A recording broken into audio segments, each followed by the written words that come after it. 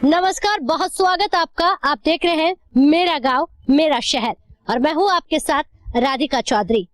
ये सुकून, ये ठंडी हवा, ये शांत वातावरण गांव का है, क्योंकि हम पहुंचे हैं हरियाणा के नवादा गांव में। तो चलिए हरियाणा के नवादा गांव में एंटर करते ही सबसे पहले हरियाणा के नवादा गांव की तस्वीर से शुरुआत करते हैं। यहाँ की खूबसूरत ये ठंडी हवा ये कहती है कि जनाब ये गांव में सुकून होता है, शहरों में नहीं।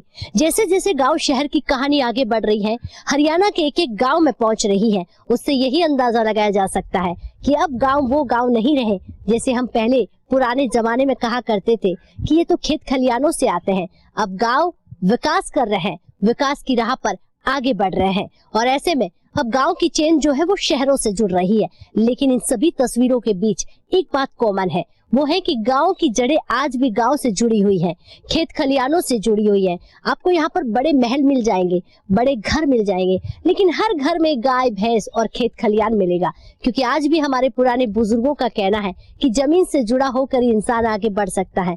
तो गाँव की आधी आबादी यूं कहें या हम कहें शहरों की आधी आबादी गाँव ही होती है। उस गाँव की कहानी में चलिए आज नवादा गांव की कहानी आपको सुनाते हैं। दिल्ली से 40 किलोमीटर दूर है ये गांव। इस गांव की कहानी इस गांव की जुबानी ही समझते हैं। मेरे साथ चलिए।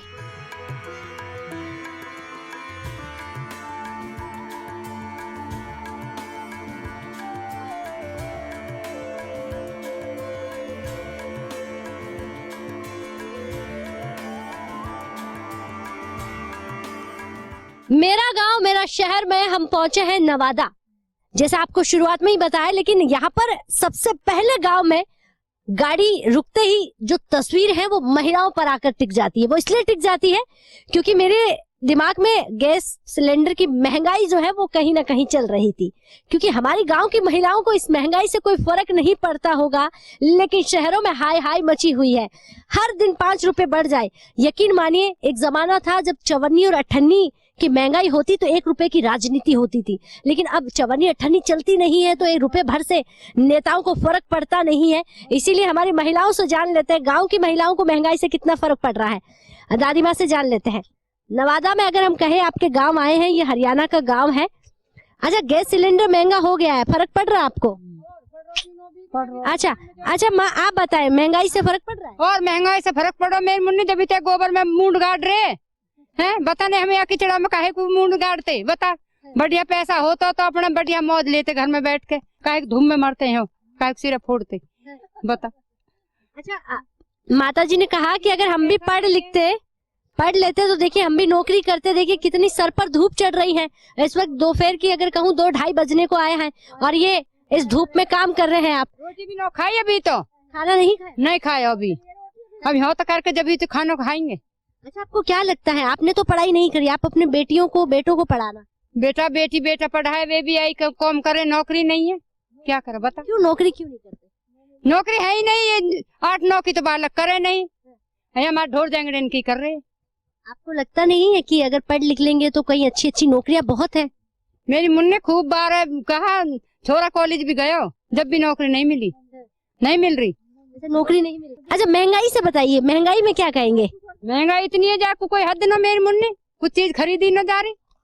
हाँ बता, कहा गोबर गेर का पैसा बनाए या यू भी क्या नहीं कोई तो। अच्छा, इसको अगर बेचते हैं तो इस एक कंडे ये उपला जो होता है इसके कितने रुपए मिलते हैं? इनके कोई 60 दे रहा, कोई 70 दे रहा, 100 प्लान के। अच्छा, 100 उपले के 60 रुपए? हाँ, बता। अच्छा, भी कह रहे हम न ले सके, आके मट्टी है हम न ले पूरा जाड़े हैं, सारे मूरे मेहनत की।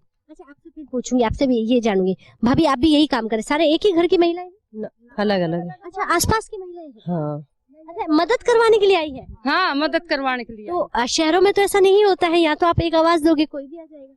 बेटा बड़ा प्यार है। ऐसा तो ना पड़ता, मैं देख का नहीं, मैं तो चली जाती है पल्ले मोहल्ले की, मैं उल्ले मोहल्ले की, मेरे तो कोई मतलब भी नहीं हो। अच्छा, एक दूसरे के मोहल्ले से, लेकिन प्यार बड़ा होता है गांव में। ये बात तो है। तो मैं देख का आगे मैं तो। अच्छा, हमें देखा। अच्छा, आप बताइए, भाभी से जानते हैं। भाभी, ये जो आप यहाँ पर ये उपले जो आप देखेंगे, थोड़ा मैं आपको समझा देती हूँ, फिर मैं आपसे पूछूंगी। ये उपले जो है आप इसके नीचे जो देखेंगे, यहाँ इसमें भी उपले भरे हुए हैं, यानी ये जो कंडे भरे हुए हैं।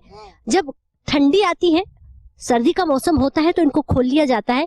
पानी गर्म करना हो, गाय के लिए भोजन बनाना हो, घर में खाना बनाना हो, यहाँ बना लिया जाता है। अब ये फिर से इसी को क्या करेंगे, इसके ऊपर बराबर करके और फिर गोबर से इसको लिप दिया जाता है, ताकि जब बारिश हो या पानी आए या तूफान आए तो कहीं भी उपलों को नुकसान नहीं होता है। इसलिए यहाँ की महिलाएं इतनी चतुर, इतनी मेहनती होती हैं कि वो काम बड़े अच्छाई से करती हैं।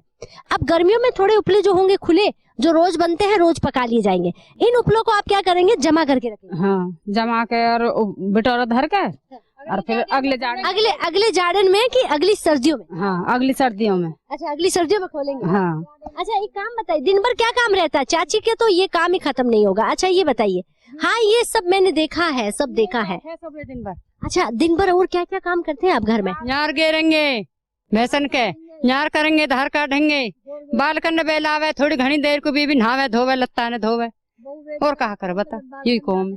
अच्छा, यहाँ हमारी लड़कियाँ पढ़ाई करती हैं ना?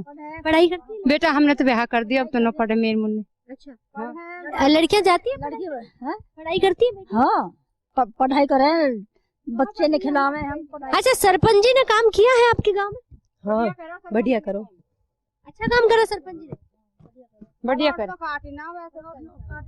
चले, ये महिलाओं की जो तस्वीर है इसे समझने की कोशिश कीजिएगा, इसलिए कि गांव और शहर में इतना फर्क हो जाता है कि शहरों में महंगाई होती है तो सीधा घर के किचन पर आकर चोट लगती है। यहाँ पर महंगाई बढ़ती है तो खाने की सब्जियां खेतों में हो जाती हैं, तमाम चीजें हैं जो कहीं ना कहीं खेतों से सुविधाएं मिल जाती हैं। अब गैस महंगा हो गया है तो हमारी महिलाएं जो है महंगाई से फर्क नहीं पड़ता है, क्योंकि यहाँ जो कंडे हैं इनसे इनका खाना बन जाता है, पूरे घर का बन जाता है। तो यही तो बात है कि गांव और शहर में कितना फर्क है। लेकिन कहीं ना कहीं गांव वालों को उम्मीद है कि सरकारों की तरफ से इन्हें रोजगार मिले, इन्हें काम मिले। तो चलिए और भी आपको गांव की तस्वीर में आज इस गांव की कहानी बताते हैं कि हमारे गांव कितने सुंदर होते हैं और इस गांव में क्या क्या होता है। चलिए।